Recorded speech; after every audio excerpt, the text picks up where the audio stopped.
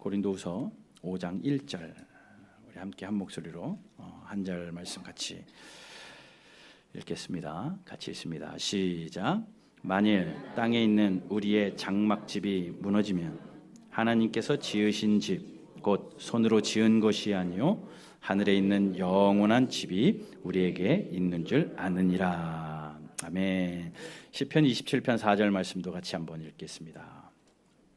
시편 27편 4절 같이 읽습니다. 시작. 내가 여호와께 바라는 한 가지 일 그것을 구하리니 곧 내가 내 평생의 여호와 집에 살면서 여호와의 아름다움을 바라보며 그의 성전에서 사모하는 그것이라. 아멘. 오늘 같이 읽은 본문 말씀 가지고 오늘 주에 대해서 같이 말씀 나눕니다. 의식주 말씀 시리즈 오늘이 마지막입니다. 의, 입을 옷이고 식, 먹을 음식이고 주, 살 집입니다. 이 땅에서 인간의 3대 요소가 있다면 이 의식주라고 말씀드렸는데 신앙생활에도 그것이 기본이 되어질 것 같아서 오늘 말씀을 통해서 우리가 지난주, 지지난주 말씀을 나눴습니다. 옷을 말씀드렸습니다. 하나님께서 우리에게 가죽 옷을 입혀주셨고 또 그것은 곧 예수 그리스도고 예수 그리스도로 옷 입고 의의 옷을 입고 천국 가는 날까지 그 의의 옷이 더럽혀지지 않도록 우리가 거룩한 삶을 사는 성도의 삶이 얼마나 중요한지 말씀드렸고 식은 먹을 음식입니다. 생명의 양식인 예수 그리스도 대신 영생하는 예수 그리스도의 생명의 빵 대신 예수님을 먹고 또 그 말씀을 먹고 사는 것 이것이 얼마나 중요한지 지난주에 말씀드렸고 오늘은 우리가 살아야 하는 집에 대해서 이야기해 보겠습니다. 성경은 우리가 사는 집이 있다라고 이야기합니다. 다 집이 있으시잖아요. 한 채 있는 분도 있고 두 채 있는 분도 있고 세 채 있는 분도 있고 하겠지만 또 집이 없는 분도 있지만 내 소유는 없어도 아마 지금 다 우리가 살고 있는 집은 있을 거라고 생각합니다. 근데 오늘 제가 말씀드리는 집은 집이 곧 쉼이다 이 편한 세상 이런 집이 아니라 뭐 푸르지오고 자이고 뭐 이런 집이 아니라 우리의 영혼이 살게 되는 영적인 집을 이야기를 하는 겁니다. 영적으로 우리가 거해야 할 집을 이야기합니다. 우리가 죄악 가운데 출생하죠. 예수님을 모르는 자로 이 땅에 죄인으로 출생합니다. 그러나 예수 그리스도의 은혜로 말미암아 선택되어진 자들은 예수님을 믿게 되어지죠. 우리가 예수님을 믿는 순간 예수님이 우리 안에 오십니다. 고린도 후서에서는 예수님이 우리 안에 오시는 것을 이렇게 표현해요. 질그릇 같은 우리 육체에 보배 되신 예수님을 담는다. 질그릇 같은 우리의 삶에 질그릇 같은 우리 육체에 생명의 왕 되신 보배 되신 예수 그리스도를 우리 안에 모시게 되는 겁니다. 그러면 우리는 보배를 우리 안에 모셨으니 우리는 보배의 함이 되는 겁니다. 그러면서 우리에게 동시에 그렇게 되어질 때에 두 사람이 함께 살게 됩니다. 겉사람이 살게 되어지고 속사람이 살게 되어지는 것을 이야기합니다. 오늘 고린도후서 5장 읽었는데 바로 위에 4장 16절을 한번 보세요. 4장 16절 보면 그러므로 우리가 낙심하지 아니하노니 우리의 겉사람은 낡아지나 우리의 속사람은 날로 새로워진다 라고 말합니다. 겉사람이 있고 속사람이 있다. 예수님을 믿는 사람은 겉사람과 속사람 이 두 사람으로 두 세상을 살게 되어 있습니다. 육체의 사람과 영의 사람이 존재하죠.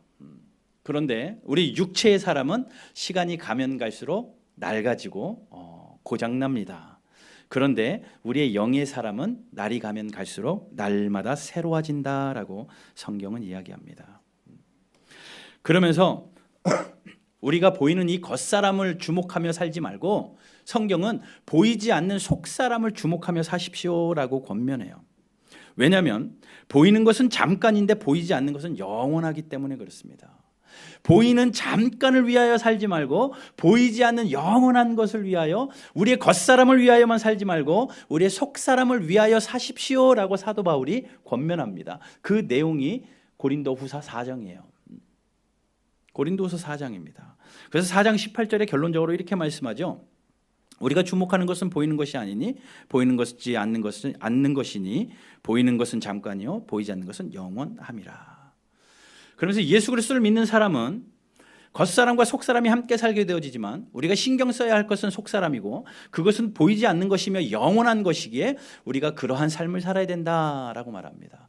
그러면서 5장에 들어서서 우리가 함께 읽은 본문 5장 1절에서 두 가지 집이 있음을 이야기를 합니다.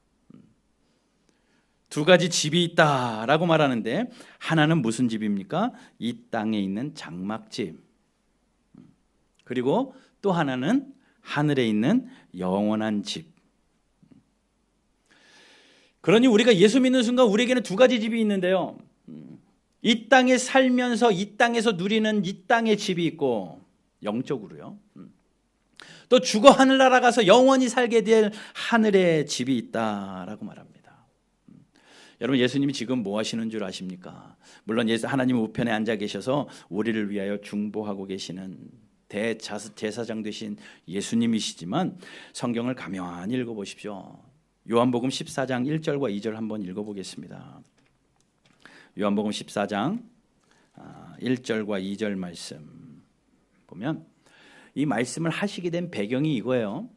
제자들이 예수님을 쫓아갑니다. 예수님을 쫓으면서 3년 반을 예수님과 함께 동고동락합니다. 제자들이 예수님을 쫓을 때는 모든 것을 다 버리고 쫓지요. 자기의 그물도 버리고 가족도 버리고 모든 것을 버리고 그야말로 올인한 채로 예수님을 따라다닙니다. 그래서 3년 반 예수님께 모든 기대를 걸고 예수님과 따라다녔는데 예수님이 이제 떠나시겠다는 거예요. 십자가에 죽으시고 부활하시더니 이제 승천하시겠다라고 말합니다. 제자들을 떠난다고 말해요. 그러니 제자들이 얼마나 불안합니까? 예수님과 함께하는 것이 다행인데 예수님이 떠나신다고 하니 제자들이 한없이 불안해하며 근심합니다.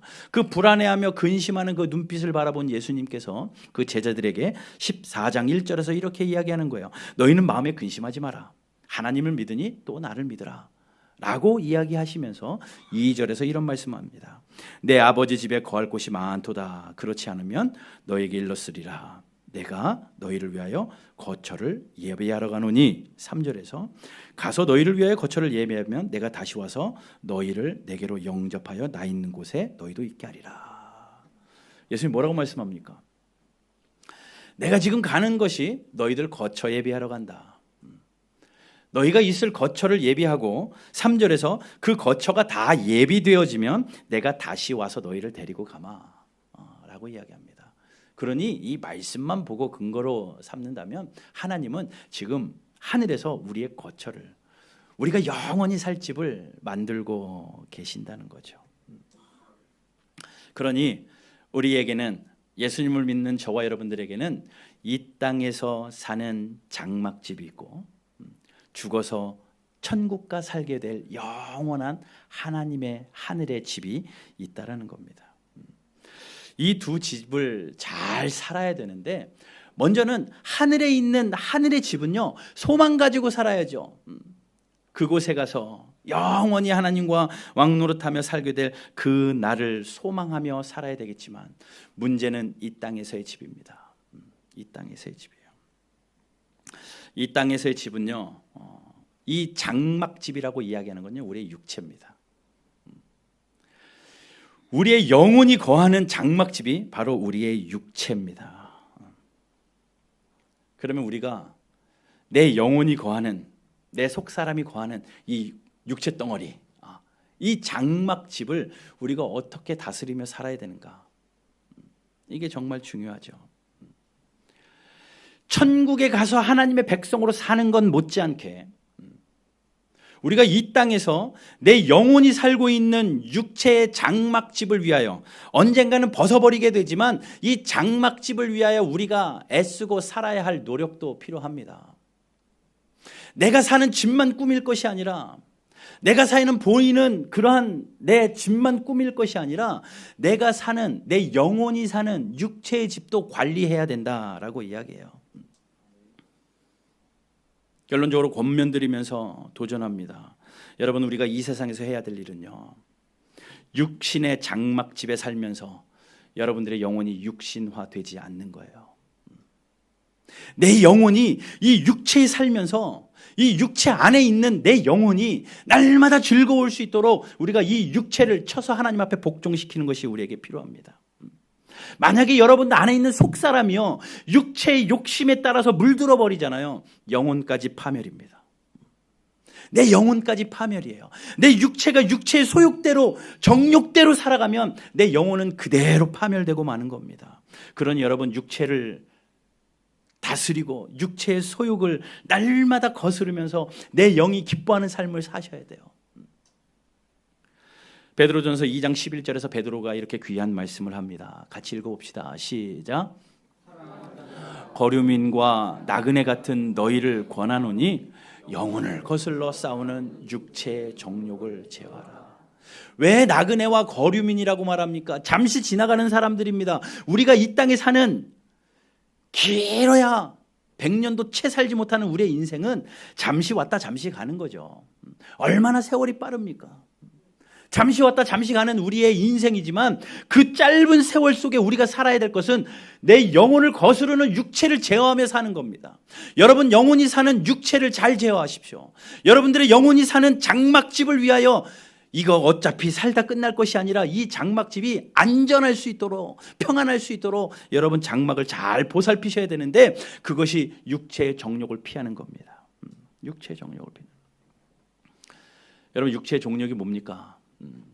내 몸이 원하는 것들이 있어요. 세상의 유혹, 또 그런 음란함, 또 도박, 내 마음에 유혹이 되어지는 세상 문화들이 분명히 있습니다.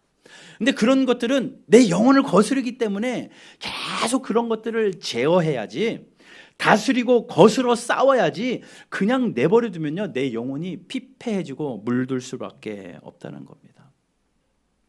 가만히 보면요, 주의 일을 하다가도, 기쁨으로 살다가도 우리의 육체가 그 영혼을 삼켜버리면 영의 즐거움마저 사라집니다. 사탄은요 우리의 육체를 공격해요. 그래서 영의 즐거움을 뺏어가기도 합니다. 근데 우리의 육체를 공격하는 방법이 우리의 육체를 피곤하게 만들고 아프게 만드는 것은 둘째치고, 이제 사탄은요 우리의 생각과 마음을 공격합니다. 생각과 마음을 조종합니다. 그러면 내 생각과 내 마음이 사탄에게 조종당하면요 내 영이 점점 육신에 굴복하게 돼요.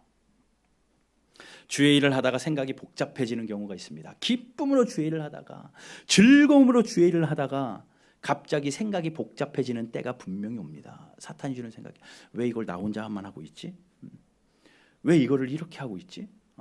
이런 생각들이 우리에게 찾아올 때가 있어요. 사탄은 우리를 정신적으로 그렇게 공격합니다. 이 정신적으로 공격이 대변되어지는 것들이요 서운한 일을 당하기도 합니다. 또 오해가 생기기도 합니다. 가도 잊혀지지 않는 생각들이 우리를 사로잡기 시작을 합니다. 그러다 보면 그 점점 서운함과 오해가 점점 커져요. 서운한 마음 가지고, 오해하는 마음 가지고 교회에서 그 마음을 가지고 집으로 가잖아요. 그러면요 기가 막히게 집으로 사탄이 신방 옵니다. 기가 막히게 집으로 사탄이 신방 와요.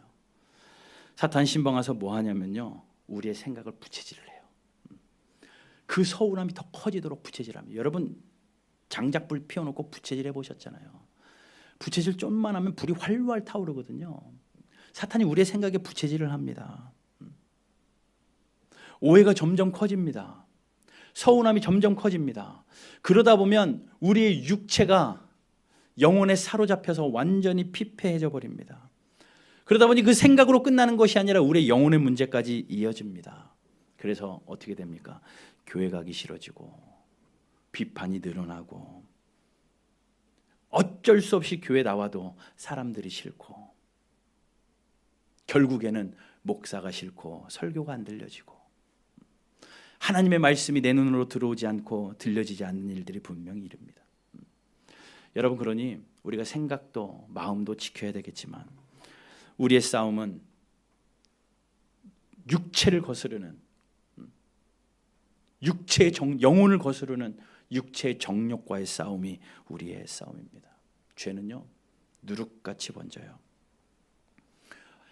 별것 아닌 것 같은 것에 우리가 마음을 열기 시작하면요, 사탄은 기가 막히게 그 자리에 틈을 타고 들어와서 우리로 하여금 육체의 죄악이 아무렇지도 않도록 만들어 버립니다.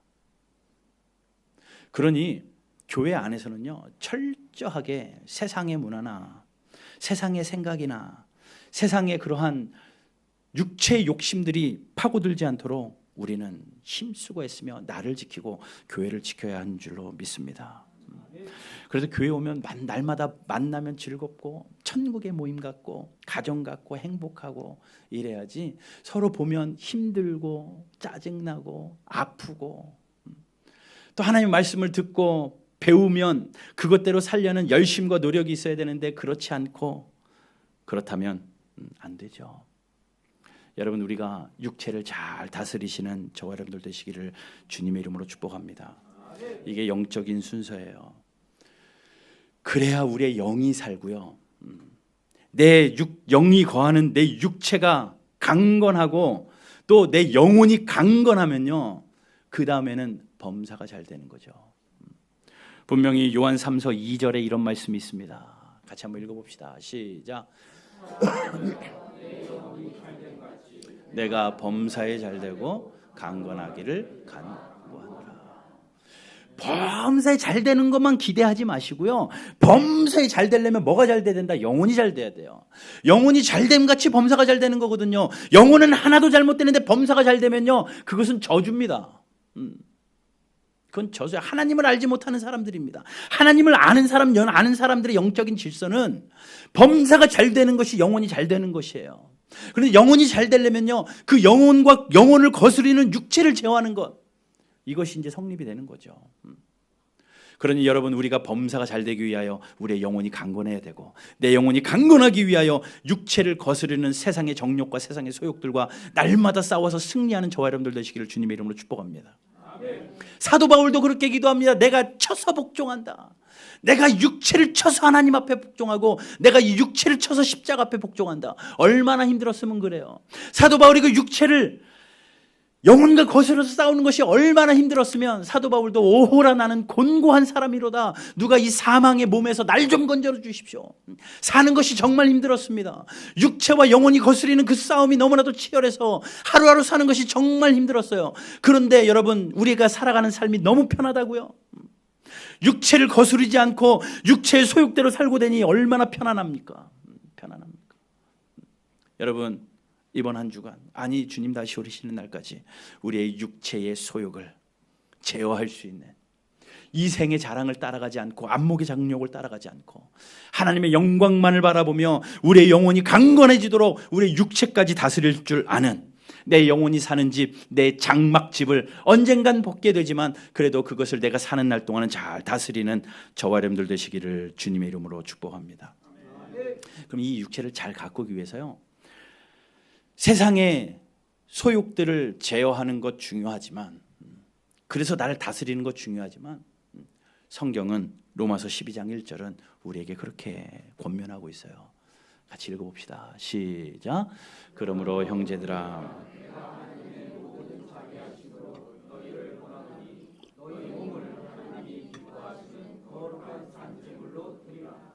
이는 너희가 드릴 영적 예배니라.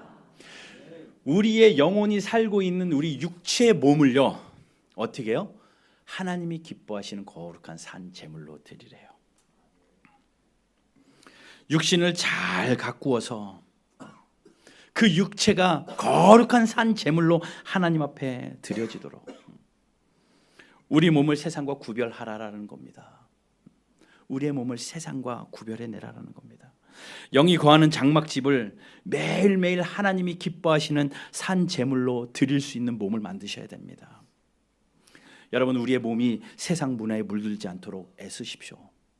내 영혼이 거하는 이 육체 장막이 세상 문화로 물들지 않도록 힘쓰고 애쓰십시오.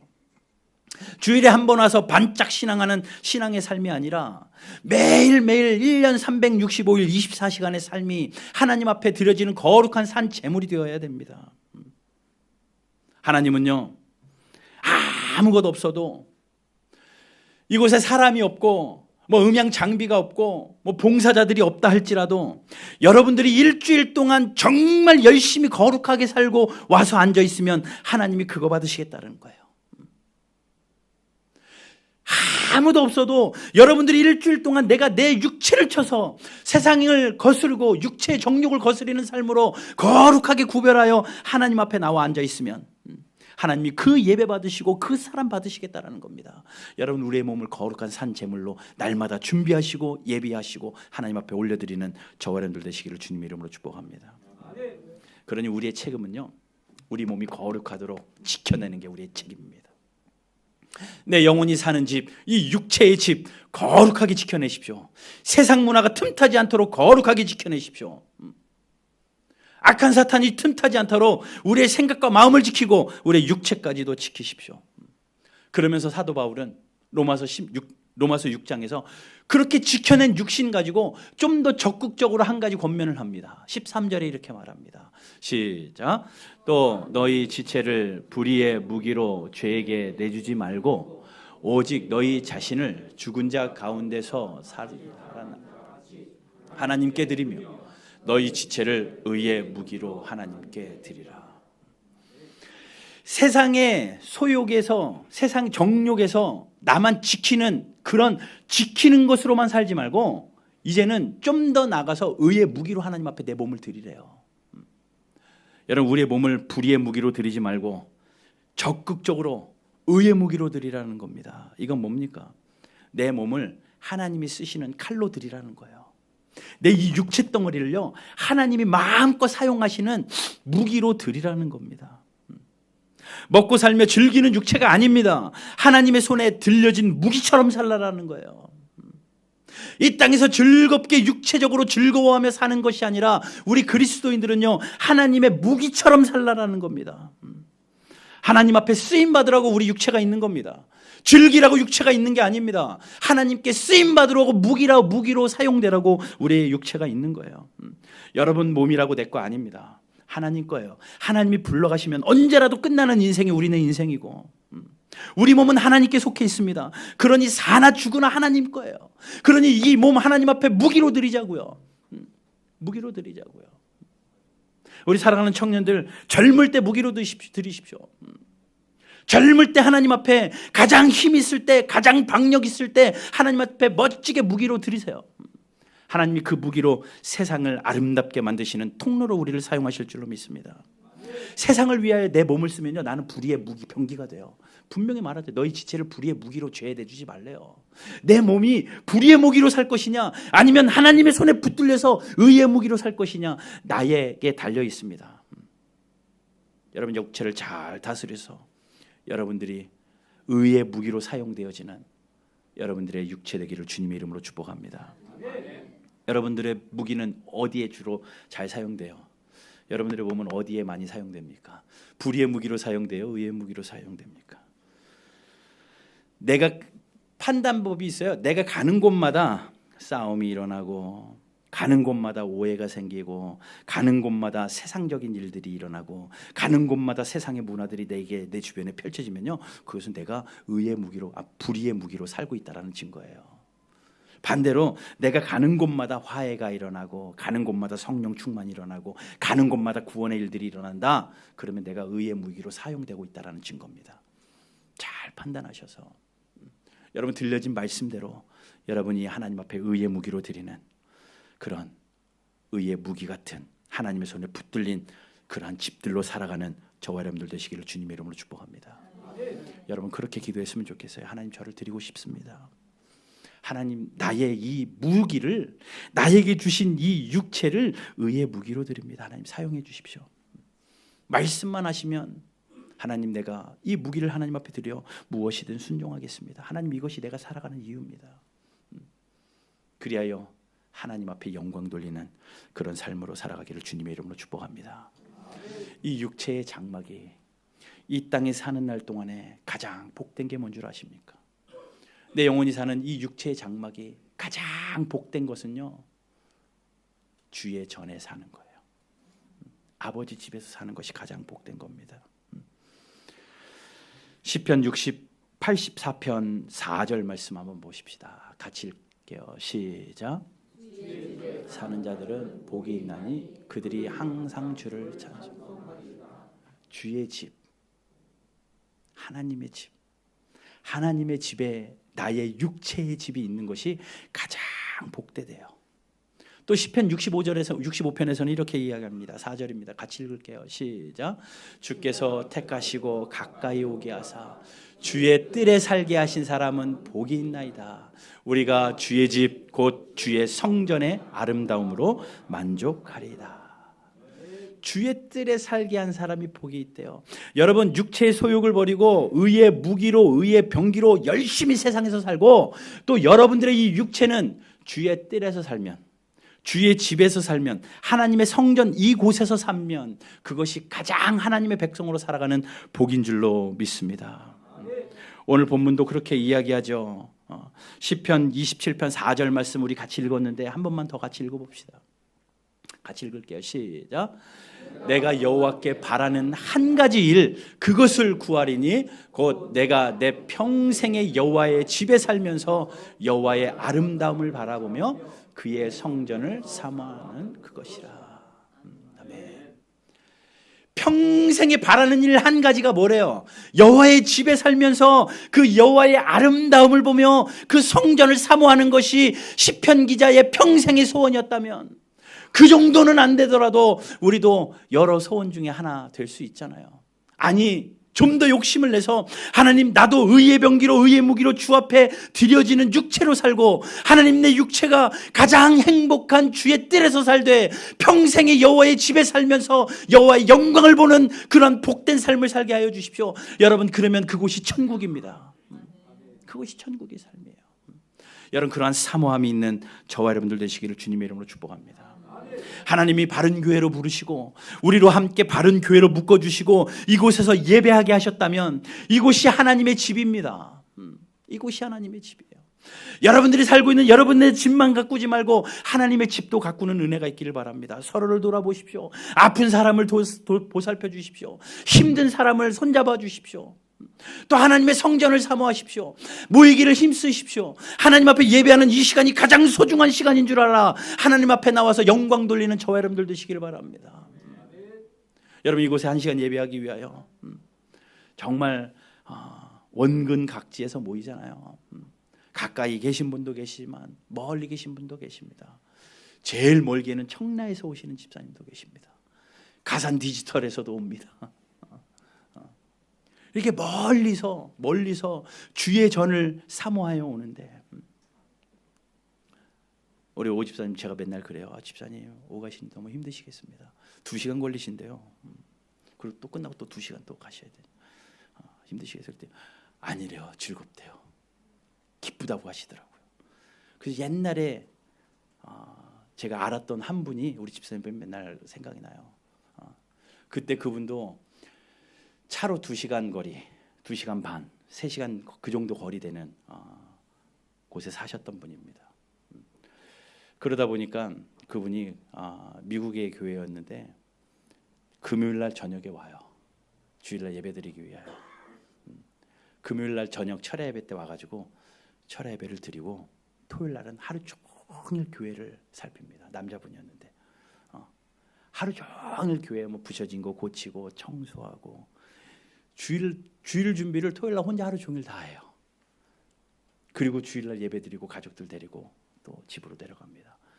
1년 동안 빠지지 않습니다. 제가 그래서 그분에게 그런 질문을 했어요. 집사님, 얼마나 힘드세요? 한 번도 아니고 어떻게 그것이 매년 계속됩니까? 교회가 멀어서 힘드시죠? 그랬더니 그분이 그래요. 저는 한 번도 교회가 멀다고 생각하지 않았습니다. 다만 참 힘들 때는 우리 집은 왜 이렇게 먼 거야? 이렇게 생각했습니다. 라고 얘기를 하더라고요. 교회가 멀다라고 생각하는 건 내 집이 중심이라는 거지만 그분의 생각은 교회가 중심이기 때문에 내 집이 교회에서 먼 거예요. 그렇게 생각했대요. 교회 중심으로 산다라는 거죠. 성전 중심으로 산다라는 거죠.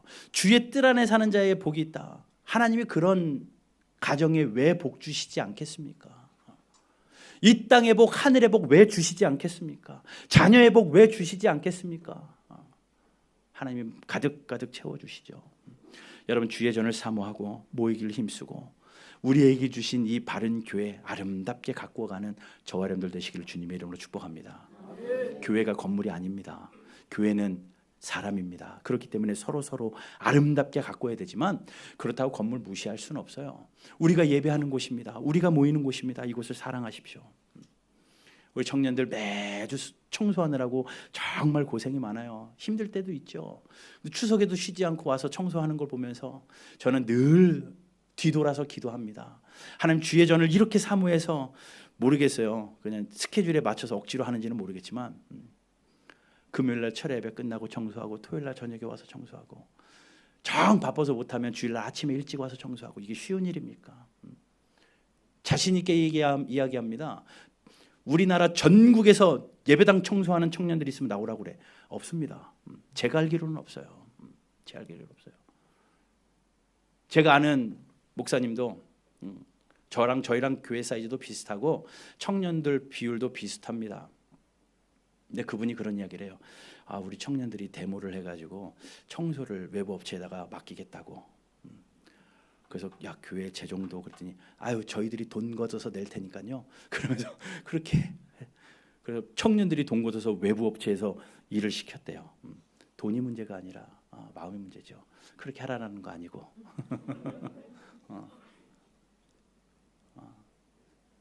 의의 명기로 드리는 거예요. 이제 이렇게 말했으니 이제 계속 해야죠. 이제 여러분, 내가 있는 이곳을 사랑하시고 교회를 돌아보시고 교회를 세워갈 때에 주의 뜰에 사는 자는 복이 있고 주 안에 살아가는 자는 복이 있습니다.